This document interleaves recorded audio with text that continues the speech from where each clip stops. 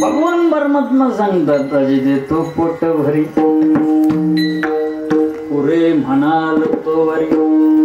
अगदी तुम्हाला नको वाटेल, कंटाळा येईल, एवढं द्यायला मी तयार आहे, पण मग अट हीच आहे, तुमचं पोट रिकामं असलं पाहिजे. नाही तर तुम्ही काहीतरी खाऊन आमच्याकडे जेवायला येणार आणि मग आम्ही काय बनवून उपयोग आहे, किती सुंदर जेवण, आणि किती आग्रह केला तरी तुमच्या पोटात जर जागा नसेल तर तुम्ही काय खाणार. मग तुका म्हणे घाटे तेने नका भरू पोटे. त्यानं पोट भरू नका, जे मी देणार आहे त्यानं तुमचं पोट भरेल, असं मी तुम्हाला काहीतरी देईल, तुमचं समाधान होईल इथपर्यंत देईल, तुम्हाला तृप्ती वाटेल एवढं देईल. फक्त नियम सांभाळा, काय हळू हळू हे सांगा. मगाशी बोलल्याप्रमाणे दुर्घटनाचे हळूहळू चाला, सावकाश चाला, गडबड करू नका, चेंगराचेंगरी करू नका, आरडाओरडा करू नका, कोणी कोणाशी न बोला. बोलू नये, परमार्थिकानं जास्तीचं बोलू नये, जास्तीचं बोलणारे परमार्थिक असत नाहीत. फार बडबड करू नये, ते वेडेपणाचं लक्षण आहे, पारमार्थिकाचं नाही. म्हणून बुवानं जास्त बोलू नये, सावकाश बोलावं, हळूहळू चालावं. अरे हे तुम्ही सांभाळणार असाल ना तर मग आजी देतो पोट भरी पुरे म्हणाल तो वरी. अगदी तुम्ही संतुष्ट व्हाल, तुमची तृष्णा संपेल, तुमचा धावा संपेल, तुमची धावाधाव संपेल, तुम्हाला समाधान मिळेल. इतकं सगळं तुम्हाला मी देईल. पण कधी याल तरी यारे लागेल, जर तुम्ही माझ्या मागे मागे आलात तर. अवघे माझ्या मागे मागे, मी सांगितलेल्या मार्गावरून तुम्ही आलात, म्हणजे मार्गदर्शनानं तुम्ही वाटचाल केली तर मग चिंता करू नका. आजी देतो पोट भरी, पोटभर मिळणार आहे सगळ्यांना. वेळ झालेलीच आहे आणि अजूनही राहिलेल्या लोकांना नम्र विनंती आणि सूचना आहे, अजूनही कोणी घरी राहिलंच असं तर बघा ना, आता कीर्तन संपले, आता तुम्ही सगळे या, फक्त आता कृपा करून हळूहळू चाला. नाही तर आता यायचे जेवायला पहिल्या पंक्तीला बसायचे, म्हणजे पहिले आलेले राहिले ना, गडबड होते. हळूहळू चाला, कोणी कोणाशी न बोला.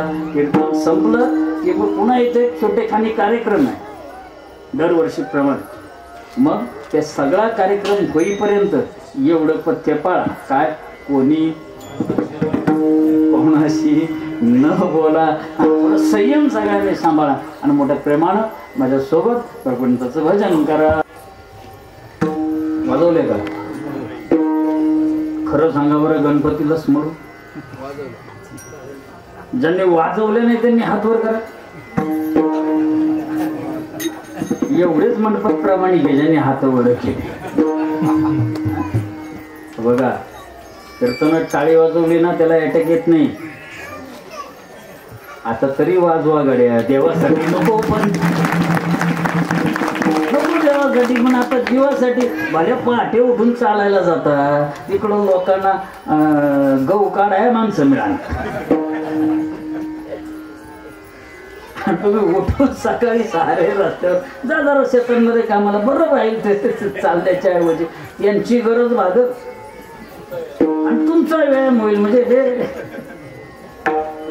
हे दोघांच्यासाठी सुद्धा कसं आहे, चांगलं आहे ना, एकमेका करून अवघे धरू. त्याच्यामुळे आता तुम्ही टाळी वाजवलीच नाही, पण काय दुर्दैव आहे महाराष्ट्राचं, प्रत्येक कीर्तनामध्ये प्रत्येक कीर्तन करायला एक गोष्ट सांगावीच लागते. काय? हे तुम्हाला माहिती आहे, आणि हे तुम्हाला माहिती आहे तरी सुद्धा तुम्ही टाळी वाजवत नाही.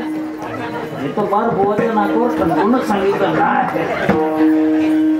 अरे असे संत विनंती करतात, प्रार्थना करतात, म्हणून तरी किमान लाज वाटून का होईना.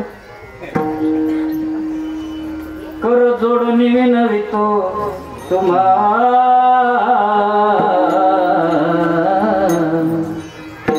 नका करू संसार श्रमा नका गुंतू विषय कामा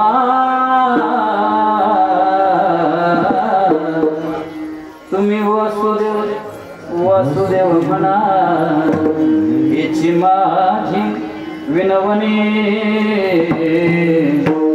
जोडोनिया कर दोन्ही सकळाच्या पाया माझे दंडवत आपुलाले चित्त शुद्ध करा लागोनिया पाया विणवितो